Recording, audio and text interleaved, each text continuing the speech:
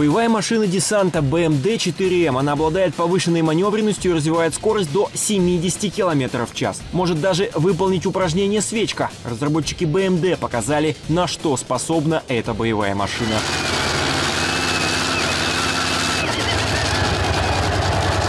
Данная горка – это 35 градусов.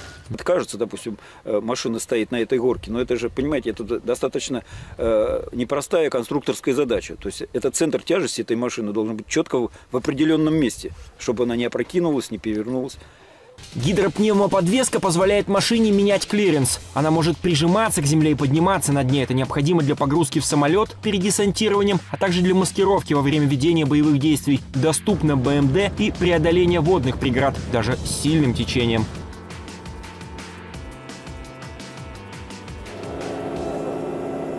БМД-4М способна преодолевать водные преграды без подготовки. Достаточно лишь поднять водоотражающий щиток, который необходим для того, чтобы волна не захлестнула механика водителя, и открыть воздухозаборную трубу. На плаву БМД развивает скорость 10 км в час.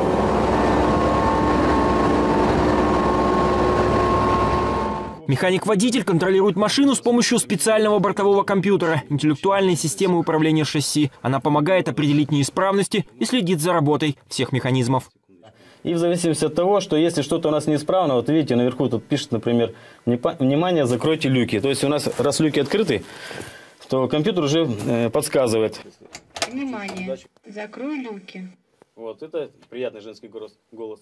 Модернизированная БМД-4 родилась в стенах Курганского машиностроительного завода. Здесь же производят БМП-3. Рождение легко бронированной техники начинается на специальном закладочном стенде. С компоновки корпуса его собирают из 200 основных элементов. Затем на специальном кантователе провариваются все швы. Впереди еще покраска и проверка на герметичность, а далее конвейер механосборочного цеха. Мы начинаем монтаж ходовой части, балансиры, торсионы, катки, ведущие колеса, направляющие колеса. После этого машина переходит на стадию сборки по электрике. Это кабельная продукция, начинка внутри всех приборов.